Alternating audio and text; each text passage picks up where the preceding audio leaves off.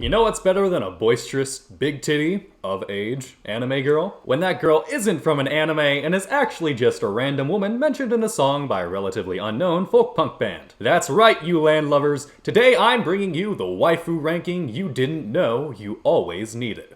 We're gonna be counting down the top 10 Dreadnoughts Waifus. Now, a fair warning. To make this video, I had to search back through the entirety of the Dreadnoughts discography to find all mentions of the finer gender. Then, I had to distinguish those between actual women and boats named after women. Because believe it or not, that was actually a common problem. As much as I know some weebs love their anthropomorphic ships, I'm going to be excluding them from this list in favor of real women. Or at least, real fake women. Number 10. Oh Polly love, oh Polly from the Cruel Wars. I brought this list down to 10 girls, but that meant I had to include some of them from the bottom of the barrel. That puts whiny Polly from the Cruel Wars at our number 10 spot. Now, I understand that the War of Spanish Succession wasn't exactly where a proper lady might want to spend time with her hubby. But honestly, Polly, would it kill you to join your man on the front? He offered to buy you a horse. That's dedication. And you just let him go off to die on his own. She stays on here because she's single, so if you're into widowed chicks, go ahead, have that, if that's your thing. Number 9. Elizabeth from Elizabeth. Making her appearance in the Dreadnoughts' first album, Legends Never Die, the titular Elizabeth isn't actually described all that much. The most we get is the chorus, crying out, "Elizabeth forever." Still, she got a song named after her, so I guess that's something. Better than Polly. Number 8. the smartest clip. Eliza Lee from Eliza Lee.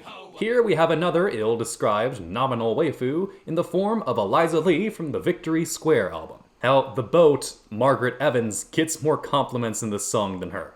She would take the spot here, but once again, no boats allowed. Eliza Lee is at least small enough to fit on the narrator's knee, so she's likely a loli. I'm not into that at all. But the song comes from a classic sea shanty, so I'll acknowledge the change in attitude towards those kinds of arrangements. Still wrong, but a good song nonetheless. That's why she gets number 8. Number 7. Paulina from Paulina. Getting to some of the more recent Dreadnoughts material, we have Paulina.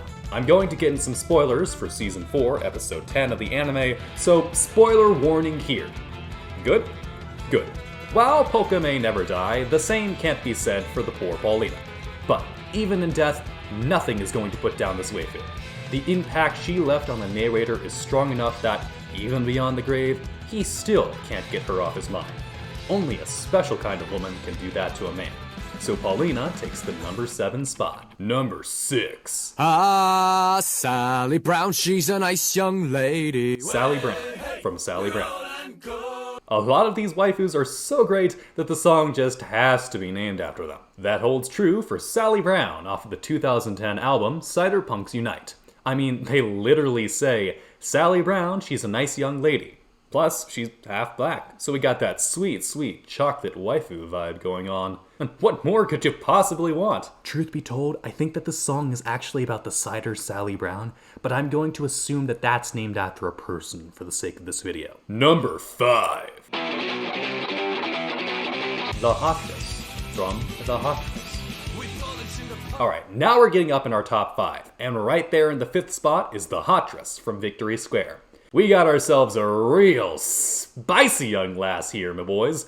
This honey is attracting flies from all across the globe, and it's spelled out right there in the song itself. I never seen a lady, an angel at the top. That's poetry right there. We also have this gem of a line. I don't want you on my conscience, I want you on my face. Don't we all? Don't we all? Number 4. Grace OMalley from Grace OMalley. What's gonna top a world-renowned barkeep like the Heartress? How about the motherfucking Pirate Queen? Grace OMalley was a 16th century high-sailing, revolution-inspiring, mold-breaking, powerful lady of the Irish people who took no shit and gave the same in return.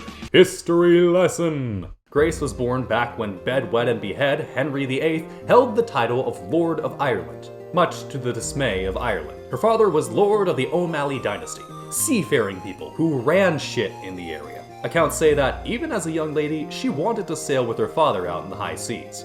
Upon being told that her hair would catch in the ship's ropes, she promptly cut her hair short to avoid all of that bullshit. She then went on to have 2 husbands, 4 kids, and a hell of a kill count.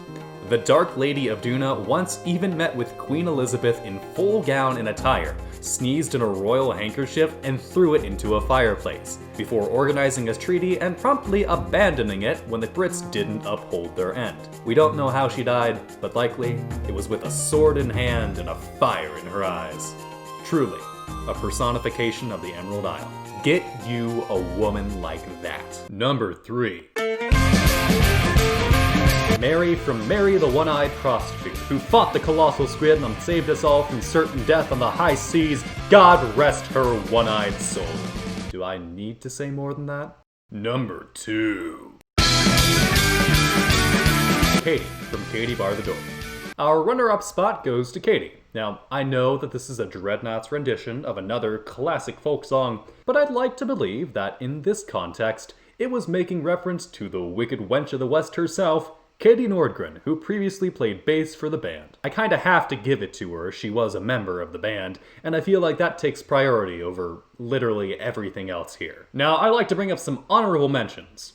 Hatsune Miku. Not in a Dreadnoughts song yet, but probably will be at some point. All of the boats. Just all of them. Michelle Obama. Omni. Tribbles. And my mom, I guess? Sure, throw her in here too. Wait, no, I don't want my mom to be a waifu. Never mind.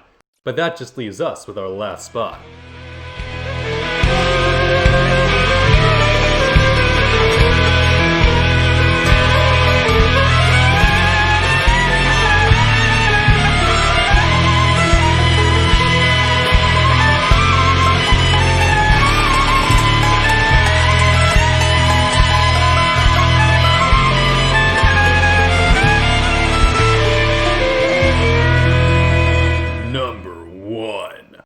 I don't care who your waifu is. They could have the most massive memories, be thick with 7 C's, or be a tomboy childhood friend. But none of them hold flame in body or name to the arms of Judy Lee. Well, where is Angelina? Oh, where is Bonnie Judy Lee? From Milan to Argentina, it's a glamorous life for me. Thank you for joining us, and that is the Dreadnoughts Waifu Ranking. Thanks for watching.